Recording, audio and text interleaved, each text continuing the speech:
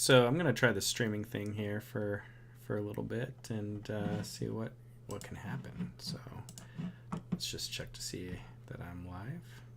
I hope. Maybe. We'll see. Oh, yep, there I am. There I am. All right.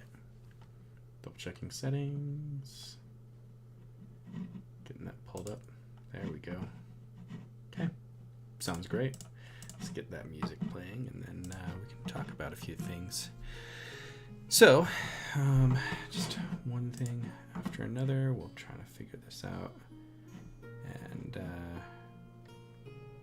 it's my first time streaming, so I'll just try to figure out a few things, but continue working on Beacon here. I think I want to kind of focus in on some of the map peripherals today. I know I've been working on buildings for a minute, and I think I'll continue to work on the buildings, but just in the downtime, not recording all of it since it could be quite boring.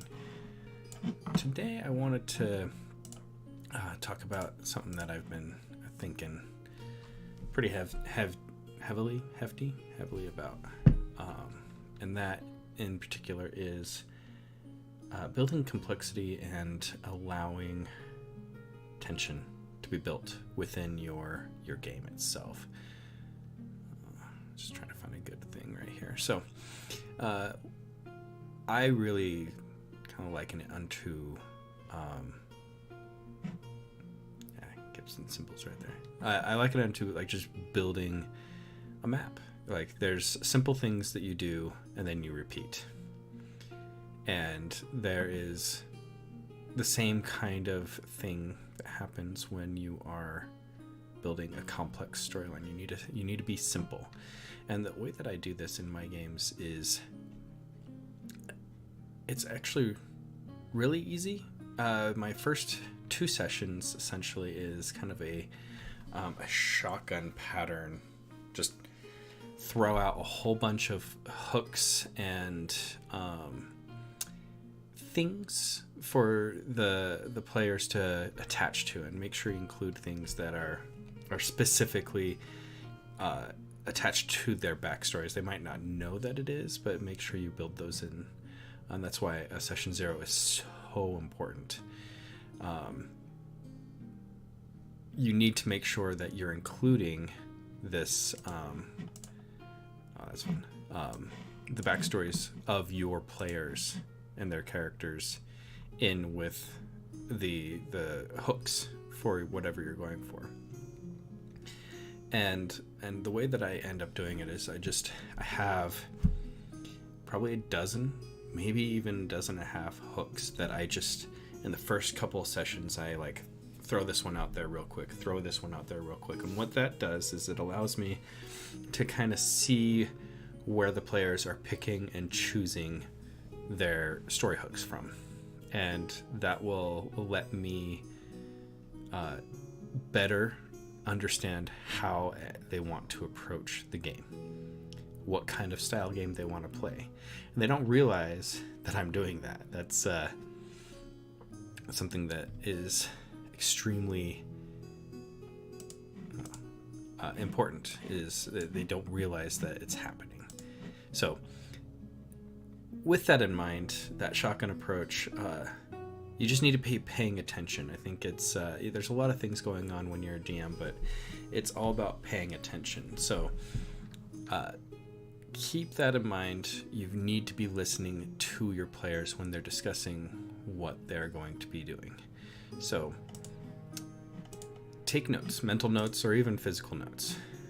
And so, for example, if I need the players, just pulling something out of my head, if I need the players to take a trip to the castle, right, and one of the players has chosen a noble or a court person as their background, that's all right.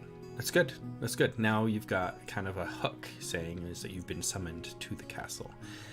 All right, so you got that. So another end of that would be, okay, you have somebody in the game that has a thief background, and there is things to be stolen in the castle. Like they might be given a job by one of the local Thieves Guild representatives to go into the castle and steal something, or scout it out so maybe they can do a heist later. Something really inane, innocuous, simple. And that's the really important part, is you need to keep it simple. And complex things are built on simplicity. And so if you immediately start out with the complex, it becomes very difficult for people to kind of follow what's going on. I really don't like most of these things. Anyway, so getting that simplicity, and make sure you include hooks that don't involve anybody's backstory at all. Just hey, the local lord is looking for adventures to do something specific for him. It's really important as well. So anyway, just kind of give you some thought ideas, and kind of want to make sure that having a good base. And then the other thing is that you want to take all of these hooks that you've got and take it and you're going to use it later, because you're going to build multiple pathways. And the way that I like to see it, and I'm just going to use this blank canvas here, is you have like a goal, right? Just going to say your goal is this right here. You've got all of these starting places over here, and they could choose any path at all. But I mean, I can just get a pencil. I can just say, okay, this path goes that way. This path meets up right there. Now there are two. And this path. And make it like a river. You're all going to the same delta.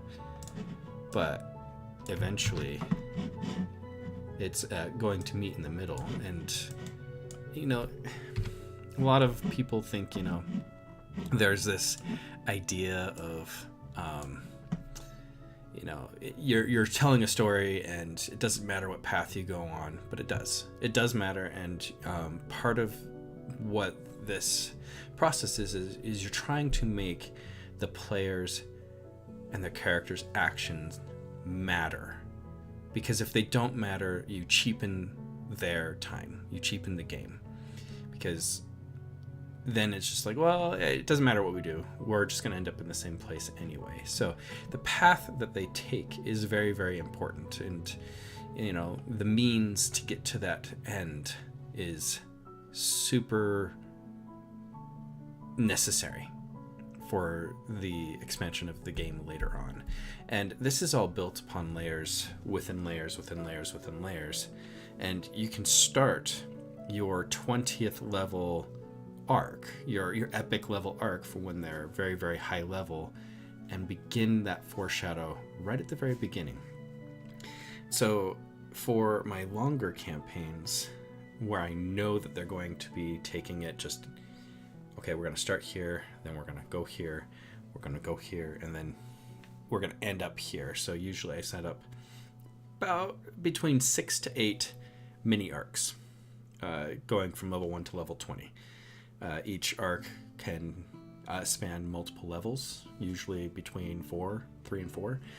And that way you have a progression of stories. But your epic level arc, your 17, 18, 19, and 20 levels, all of those need to be referenced back here.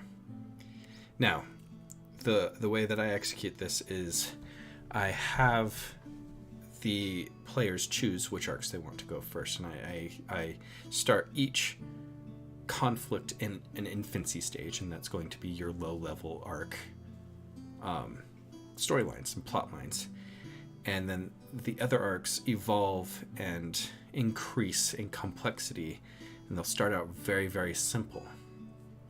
But because you introduce those concepts very early on in the game, you can then drag the players up, and what'll end up happening is over a multi-year campaign from level 1 to level 20, at that level 20 complexity and that payoff happens because, oh, I remember you mentioning something like that in the second session.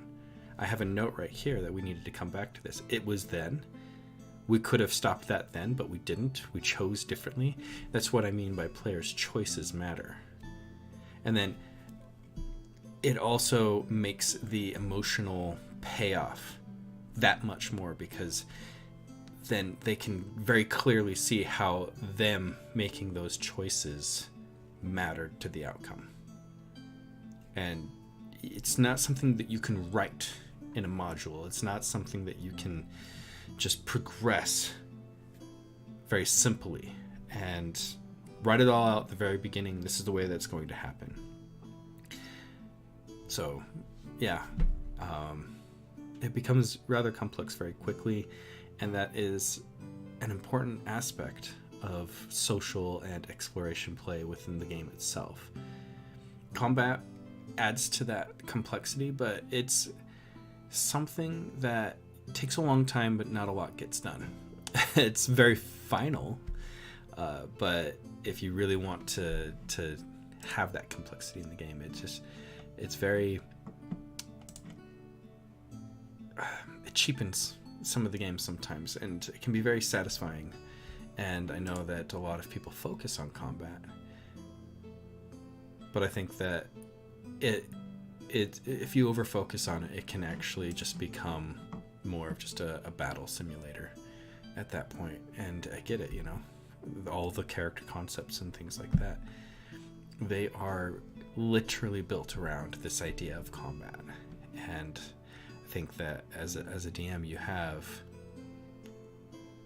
a mandate almost to expand beyond that, and that's very difficult to do sometimes. So you're going to get it wrong. Just keep that in mind. You're going to get it wrong, and that's okay. Yeah. Make mistakes, learn from them, and move on. All right. Well, anyway, let's get back into this typography just a little bit. I want to have this all be uppercase, and what I'm just doing is I want there to be just a little bit of difference. Let's see if that looks weird. I might just have to go and do that in another program. There's just, yeah, I don't like it. All right, so let's say if I can't find my RPG Storycraft logo, I'm just gonna go ahead and, here it is, open that up. I really want to use that. So let's just go ahead and get rid of that lettering. And I want the compass rose right there.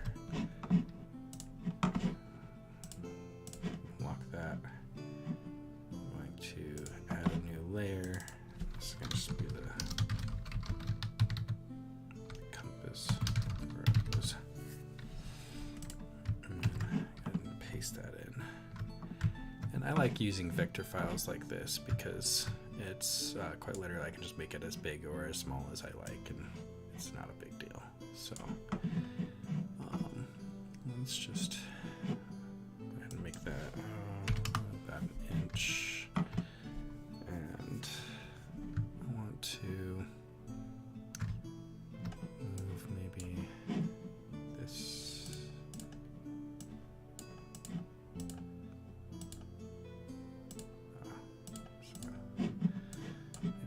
this down. I really like using these absolute tools. I know that some graphic designers that's, you know, taboo, or it's like you just move it around, figure out where you want it, and it doesn't matter. But it does. For me, it matters. Spacing matters, and I want to make sure that these all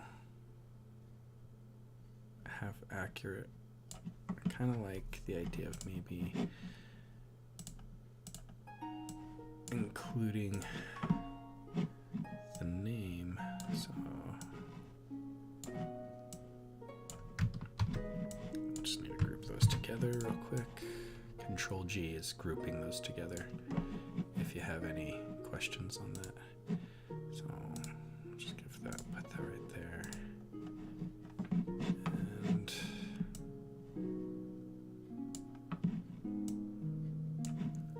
maybe decrease the size of this a little bit. Alright.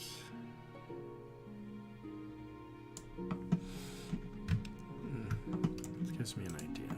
So just move this out of the way. Put that kind of 1 inch down. 9 inches is centered on the map. I like that.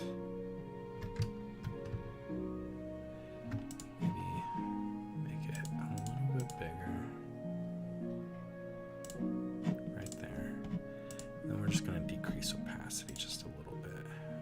Let's scale it down to 50%. And that'll be both my signature and the actual compass rose itself. So just bring that up.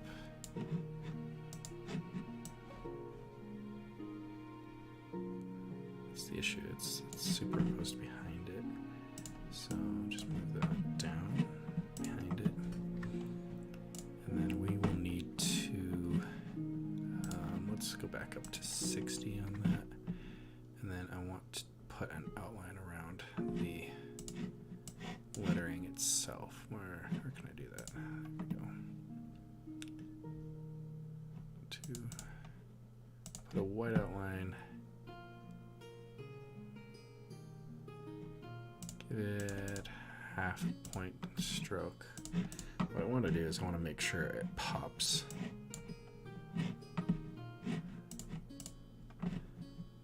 So just kind of maybe there. And that way it's still, yeah, kind of.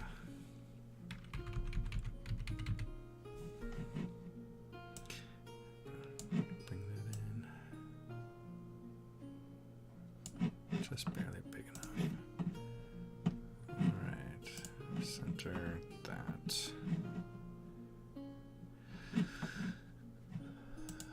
I can close the compass rose, that's fine.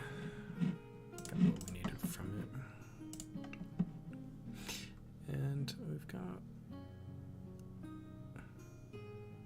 that font again is just being really weird. Anyway, then we can work on this guy just a little bit. We can go ahead and ungroup it. Control Shift G ungroups it. I want to go ahead and bring that over. I think 4,000 feet is just fine. We're going to probably go ahead and revisit that font. That is not a final thing. What I typically do on maps is I actually end up making my own lettering on a lot of things, which, you know, that's perfectly fine if that's what you want to do. But maybe I'll look for some additional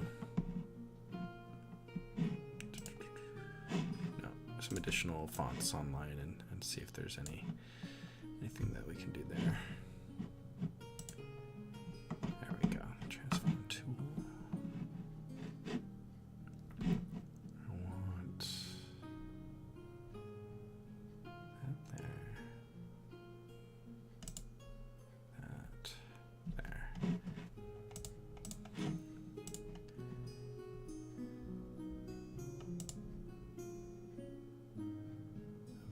there.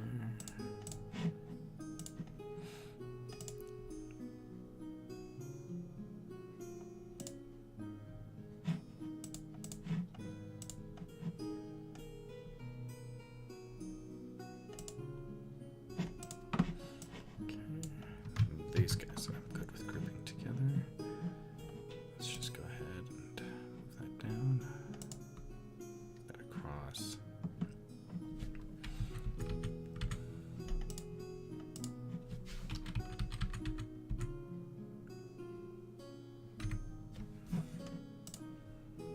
Yeah, I like that. I'm gonna have to make it a little bit lower in height.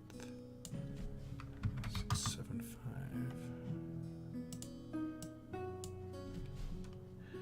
0675. There we go.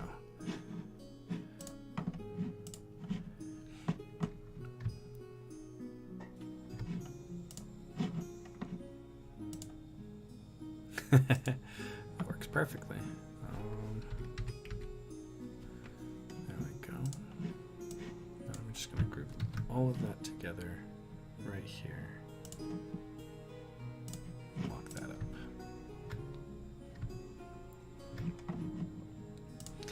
Actually, I think I will move that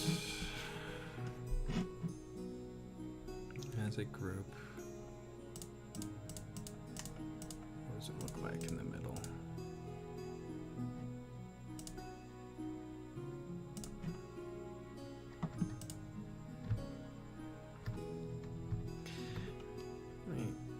Let's move that down at the bottom.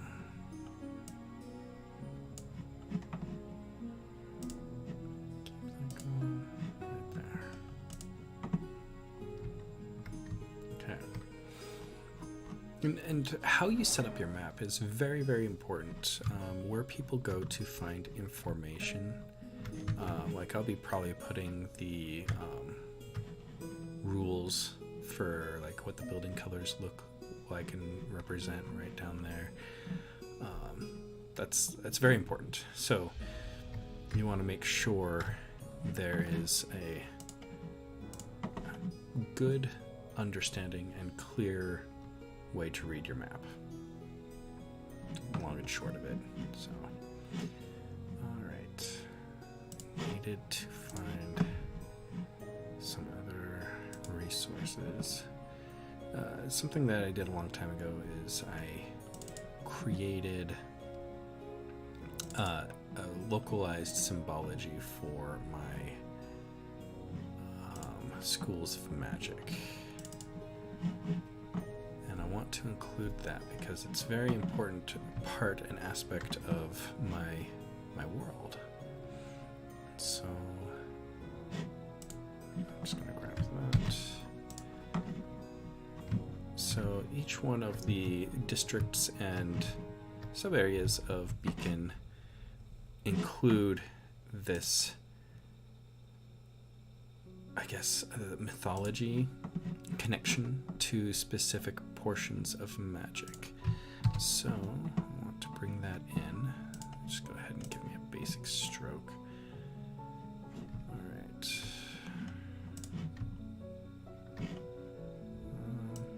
Lock everything. Oh, let's put this. This has some weirdness to it. So what does that stroke look like?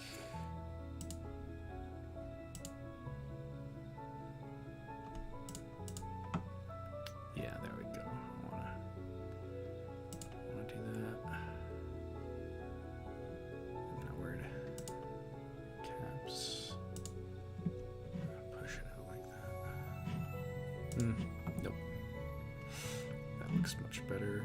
Keeps it consistent and even. So what I want to do here is I want to. Each one of these individual paths will be a different color. So I want to create again this very light representation, and we're gonna have to shrink.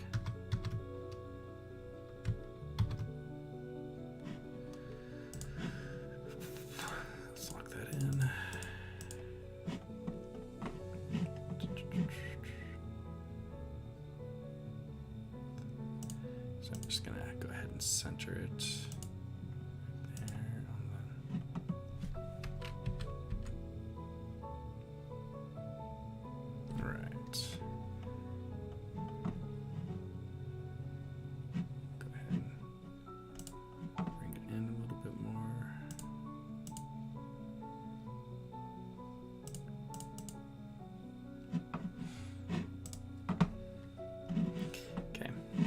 this is going to be very subtle.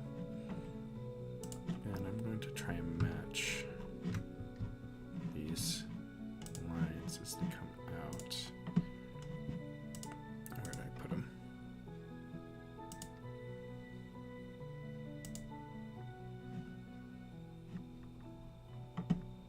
Oh, there they are. Gates. So this one is leading to the thumbish gate. So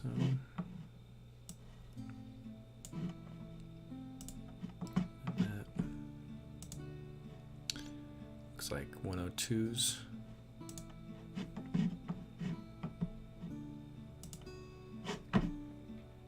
Which is just fine with me. There we go.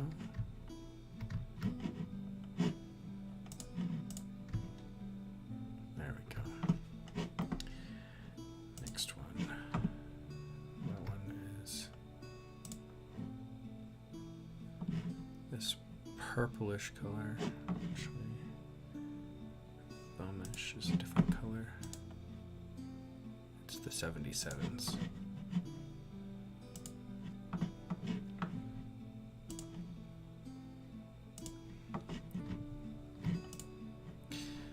I really want to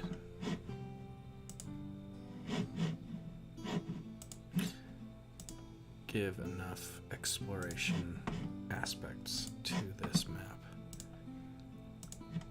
People don't really pay attention to the details sometimes. Take it for granted.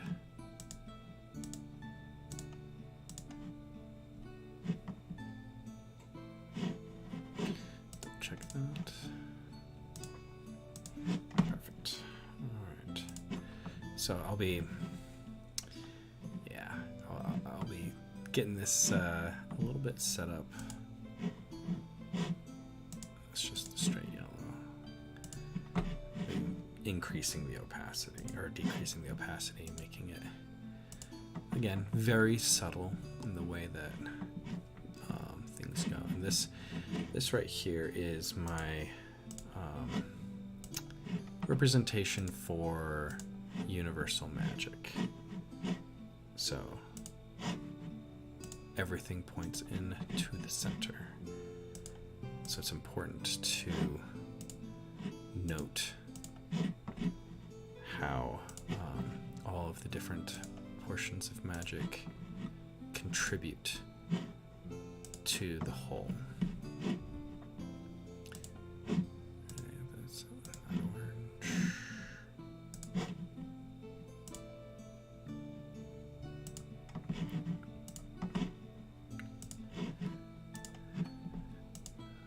That's the green. All right. So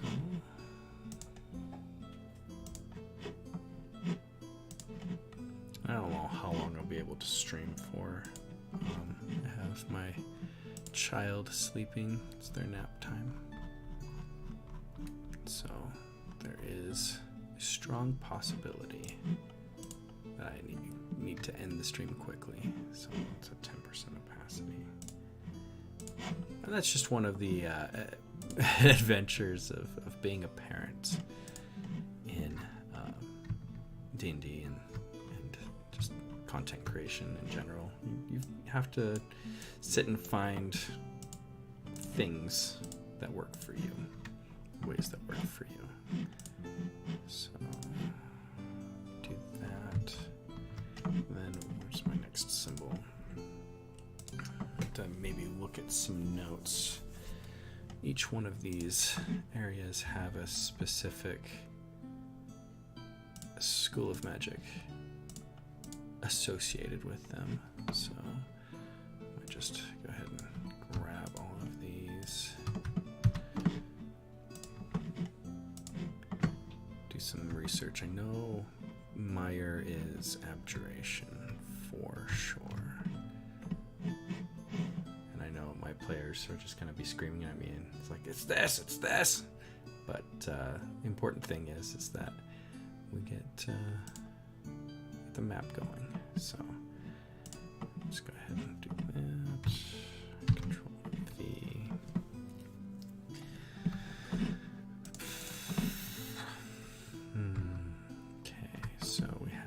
conjuration on Meyer. And the symbols I want to create a specific thing. The opposite of abjuration is illusion.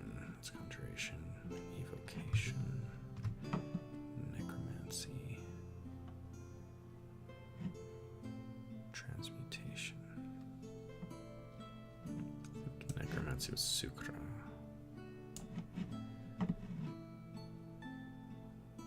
And again, I'm having a difficult time remembering. I will consult my notes and then go back to just double checking that is an illusion. So illusion here, divination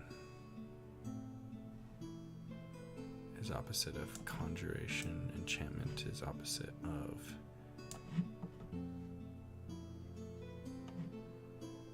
that, transmutation is opposite of illusion, evocation. I'm just kind of splash that in right there. Not sure how I like that compass rose. Let's see. Let's drop the opacity just a little bit more. How about that? Drop it down to 50%.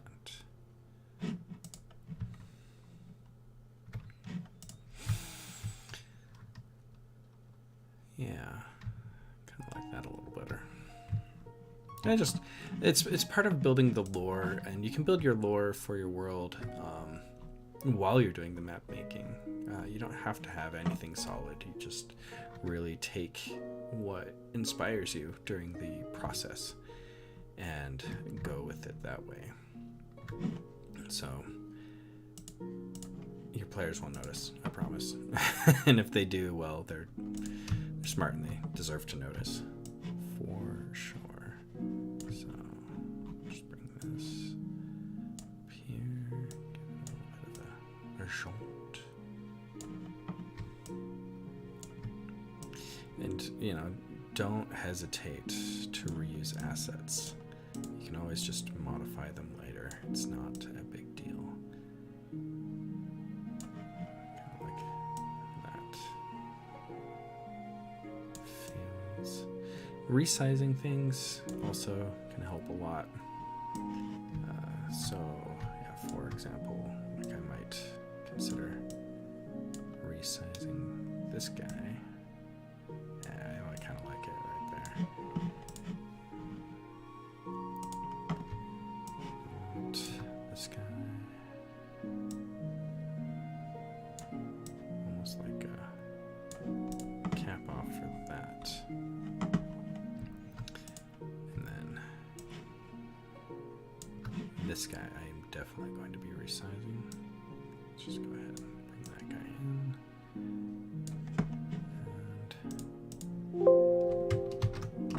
Get him out of there.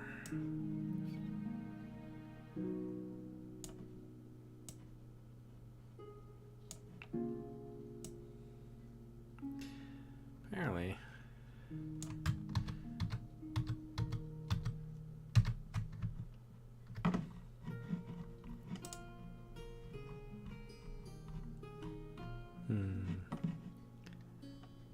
kind of like the use of this building, like that one.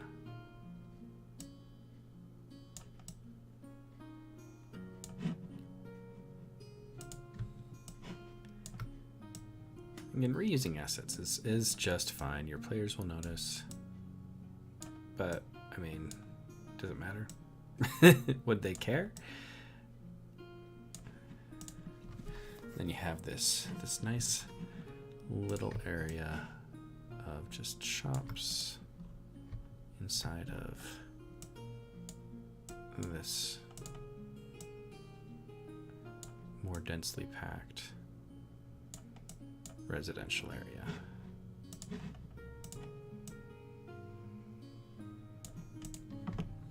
A nice little square. Next thing I want to build is the temple complex, and I want to build it more over here. And so we're going to want fairly large, complex, almost butting up against the river. This one I do want to be this lavender purple color. Am I using that for anything else? I am. Merchants. So instead, let's go ahead and use this magenta color. I'm okay with that for now. Ooh. I like that a lot better. Lavender. So I want to create a large complex of not like fortified structures, but something a little bit more detailed. And then again, this is kind of goes back to this idea of mythology within your game, and building a pantheon of not just deities, but like what is the multiple pantheons? How does that look? And are they open to people? Are they open to new people, or is it going to be a little bit more separated? So I want to create this temple complex, and I want there to be these pillars that mark off, or even towers, mark off the complex itself from the rest of the city, creating its own small district, so to speak.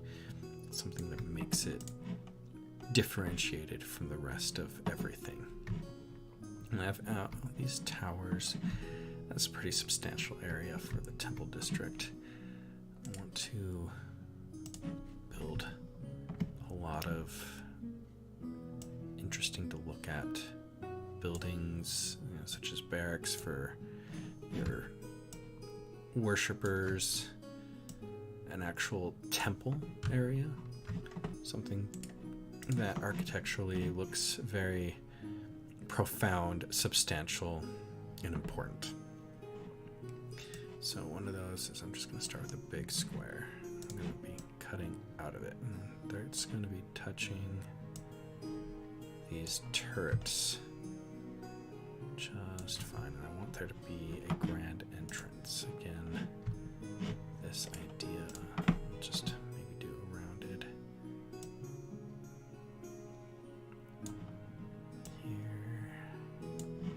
here. Actually, let's just go and delete that. Copy this over. Equidistance right there.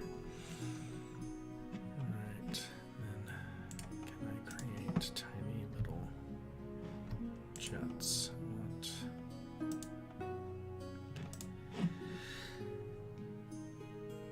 Yeah, 6 sides is good.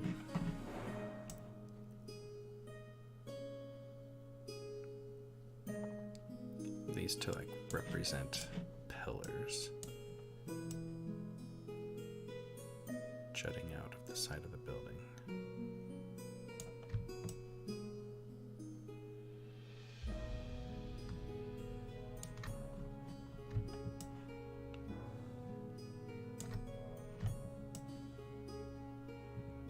This is not going to be perfect. I'm not an architect. I'm not anything like that. This is a fantasy setting, so it's okay to be a little fantastical.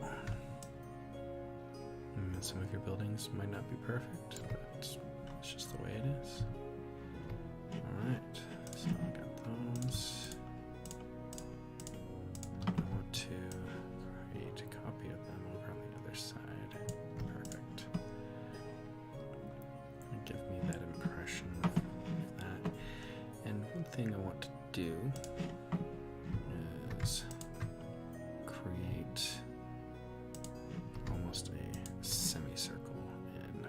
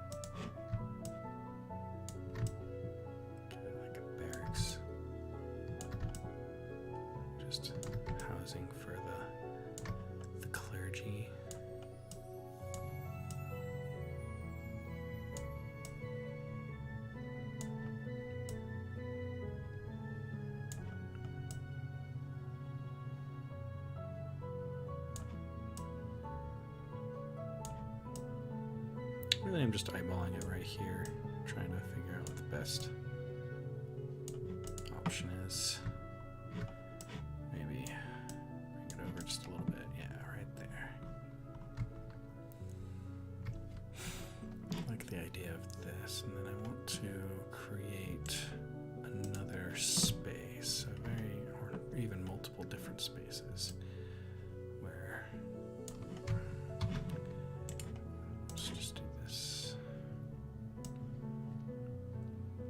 And you're cutting out.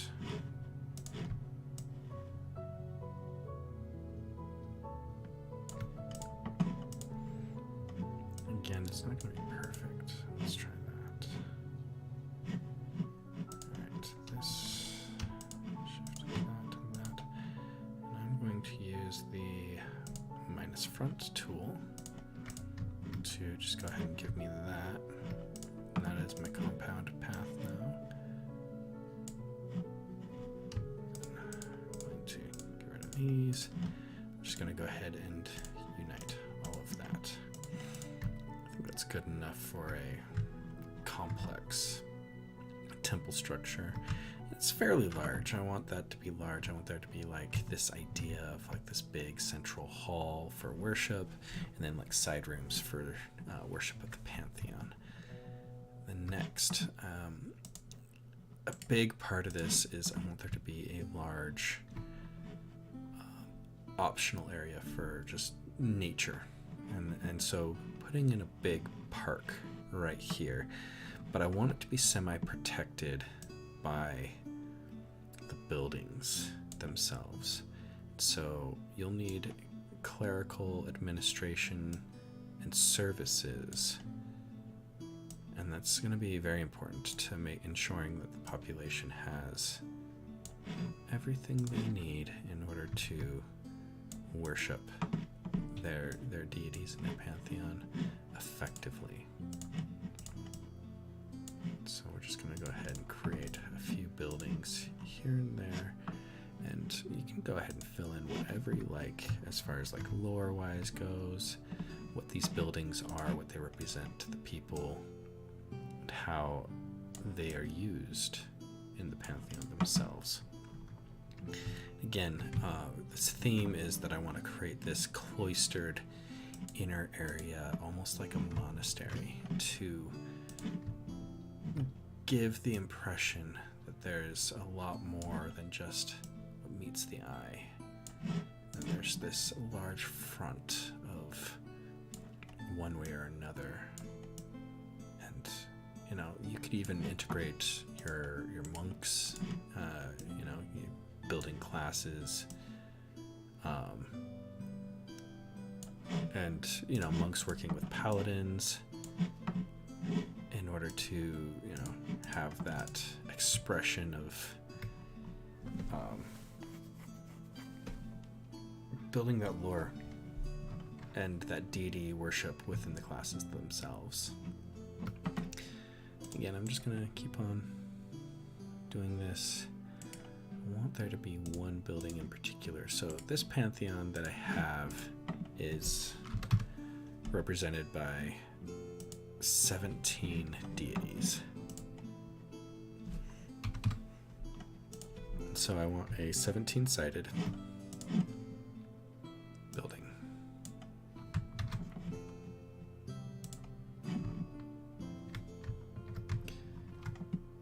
I want that to be as close to the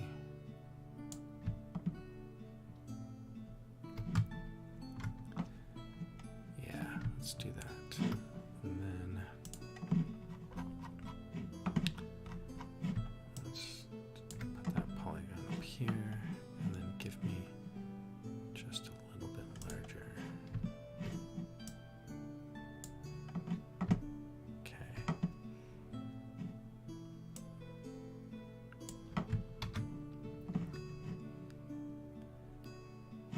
Might have to build this big and then shrink it back down the way that I want it.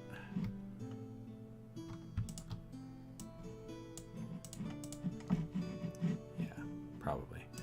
Alright, let's make this huge. huge. 2 inches is big enough. Let's give that. It needs to be a 1/4 inch smaller. Or even 1/8 inch. 1/4 inch I think is going to be good. Again, I'm going to do probably a minus front. I just want to make sure that all of these bits and bobs are good to go. That's great. Grab that and then shrink it back down. I find that working in small areas is very difficult, so I'm just going to go ahead and make this right there. I like that.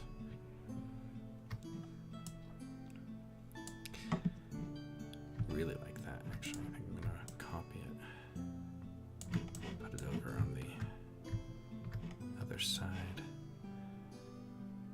Have that be just like a grove center, something where like you can have plants and trees and little shrines.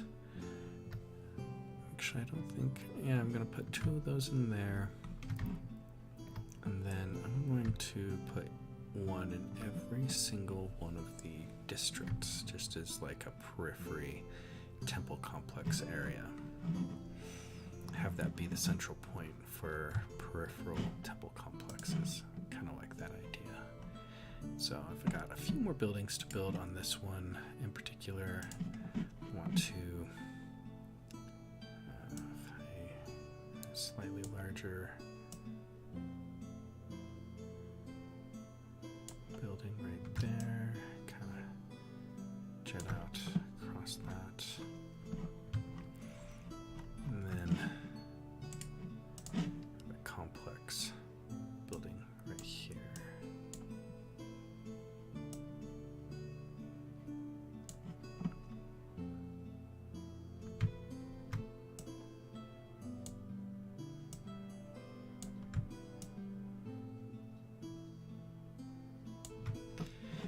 And again, you can make these buildings whatever you like. I'll probably add more to these buildings later on. But for now, that's a nice little temple complex. For this one, I also want to include quite a bit of symbology, something that maybe I'll just do in the next live stream instead of the map itself, is symbology and how important that is for the lore in your world. And again, that it adds an extra depth to your map and gives better exploration, because now it's not just now they're exploring the map, but like they see the symbol on the map. What does that mean? How is that applied? Right? You have this strange symbol of arrows pointing into the center of the map, and like, what does that mean? And why is it important? Maybe. Again, I will go for that charcoal look. Probably not. I'm just going to go with basic.